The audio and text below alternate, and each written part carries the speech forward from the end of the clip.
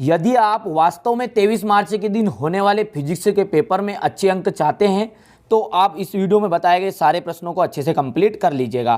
पहला सही विकल्प के रूप में प्रश्न आएगा, 7 प्रश्न रहेंगे। भौतिकी की सबसे पुरानी शाखा है तो यांत्रिकी ही क्या है, भौतिकी की सबसे पुरानी शाखा है।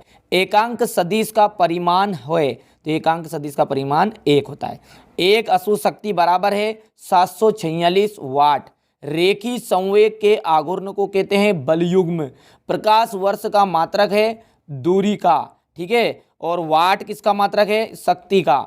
और जड़त्व आघूर्ण का मात्रक क्या होता है तो किलोग्राम स्क्वायर बटा मीटर। क्वेश्चन नंबर 2 में आपके रिक्त स्थानों की पूर्ति करनी है। तो विद्युत बल्ब के आविष्कारक है, मतलब विद्युत बल्ब का आविष्कार किसने किया था तो एडिसन ने विद्युत बल्ब का आविष्कार किया। तो यहाँ लिख दीजिएगा एडिसन। एसआई पद्धति में कार्य का निरपेक्ष मात्रक है तो कार्य का निरपेक्ष मात्रक क्या है एसआई पद्धति में, जूल। कोणीय वेग में परिवर्तन की दर को कोणीय त्वरण कहते हैं। क्या कहते हैं, कोणीय वेग में परिवर्तन की दर को कोणीय त्वरण कहते हैं। एक गोला है जिसका द्रव्यमान m, त्रिज्या r है तो व्यास के परितः जड़त्व आघूर्ण 2/5 mr² होता है।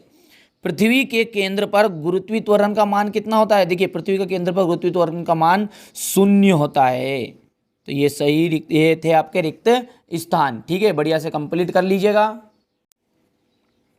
इसके बाद छठा रिक्त स्थान है जी एक ऋणांश राशि है तो जी एक अदिश राशि है, यहाँ लिख दीजिएगा अदिश।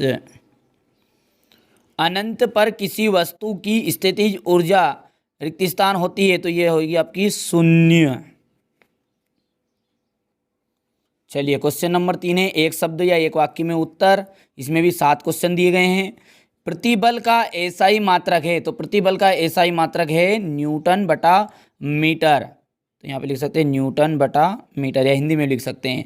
हुक के नियम की सीमा लिखिए तो हुक के नियम की जो सीमा है वहाँ क्या है, यहाँ प्रत्यास्थता की सीमा के अंदर लागू होता है। किसके अंदर लागू होता है तो प्रत्यास्थता के अंदर लागू होता है, ठीक है।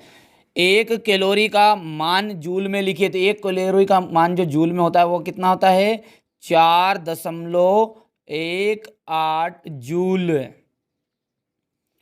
परम शून्य पैमाने पर ठोस की विशिष्ट ऊष्मा कितनी होती है तो वो भी क्या होती है, 0 ही होती है।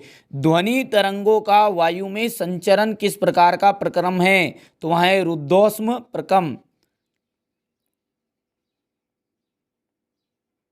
रुद्धोष्म प्रक्रम। चलिए नाभिक में स्थायित्व के लिए उत्तरदायी बल कौन सा होता है तो वहां होता है नाभिकीय बल। नाभिकीय बल। 1 जूल कितने अर्ग के बराबर होता है तो ये जो 1 जूल है वहां 10⁻⁷ अर्ग के बराबर होता है।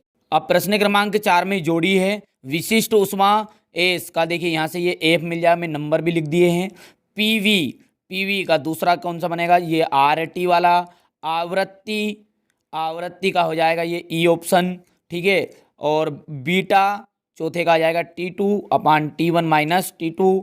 प्रत्यास्थ वस्तुएं इसका हो जाएगा स्टील। और प्रतिबल N/मीटर²।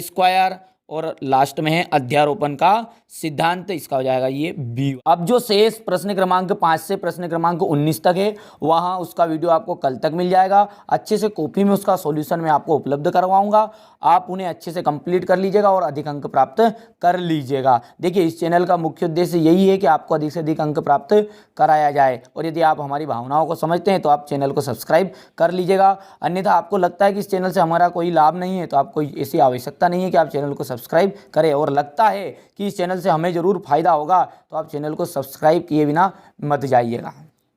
अब जो क्वेश्चन नंबर 5 है, यहाँ से आपके 2-2 अंक के क्वेश्चन आंसर शुरू हो गए हैं। तो क्वेश्चन नंबर जो 19 तक ये सारे प्रश्न का मैं कॉपी में अच्छे से सॉल्यूशन आपको दूंगा। कल तक वहाँ वीडियो आ जाएगा, बढ़िया तरीके से उसे कंप्लीट कर लीजिएगा। देखिए, इस चैनल का मुख्य उद्देश्य आपको अधिक से अधिक अंक प्राप्त करवाना ही है। तो आप चैनल को सब्सक्राइब कर सकते हैं तथा साथ ही साथ दोस्तों के साथ शेयर भी कर सकते हैं।